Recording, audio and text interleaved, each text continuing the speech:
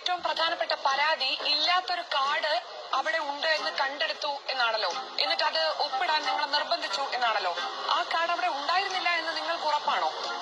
നമുക്ക് മാഡം നമുക്കറിയാം ഇവിടെ റെയ്ഡ് നടക്കുന്നെല്ലാം അറിയാം. നമ്മള് ഡെയിലി ഉപയോഗിക്കുന്ന ഡ്രോയാണ്. അങ്ങനെ ആ കാർഡ് ഉണ്ടെങ്കിൽ നമ്മൾ നശിപ്പിച്ച് കളയാനല്ലേ നോക്കുള്ളൂ. നമ്മൾ അതും അല്ലെങ്കിൽ നമുക്ക് റെയ്ഡ് നടക്കുന്നോളം നമ്മൾ വീട്ടിലെല്ലാം നോക്കി ഇതൊക്കെ നമ്മൾ ചെയ്യൂല. അതിനകത്തുള്ള ഏതൊരു ഇതാണെങ്കിലും കുട്ടിയാണെങ്കിലും ചെയ്യൂല. ഇത് തുറന്നു നടക്കുന്ന ഡ്രോയാണ്.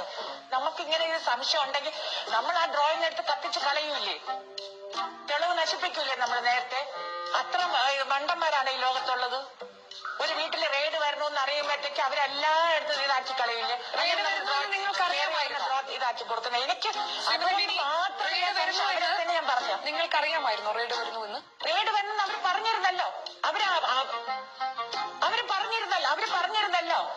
തീർച്ചയായിട്ടും ബിനീഷിന്റെ അച്ഛനെ ഇതായിട്ട് മോശമായിട്ട് പെരുമാറ്റം ഒരിക്കലും ചെയ്യില്ല. ബിനീഷ് കള്ളു കുടിക്കേ സിഗരറ്റ് വലിക്കേ ഒന്നും ചെയ്യൂല.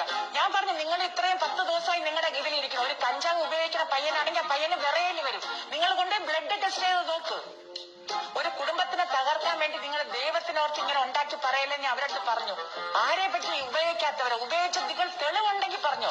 ഒരു ബിനീഷ് ഫ്രണ്ട്സ് കൂടുതലാണ്, അല്ലാതെ ബിനീഷ് എല്ലാവരുടെ രീതിയിലുള്ളവരുടെയും പോയിരിക്കും. പക്ഷെ ബിനീഷ് ഇത് തൊടൂല. എന്റെ മരുമോനായതുകൊണ്ട് പറയണല്ല.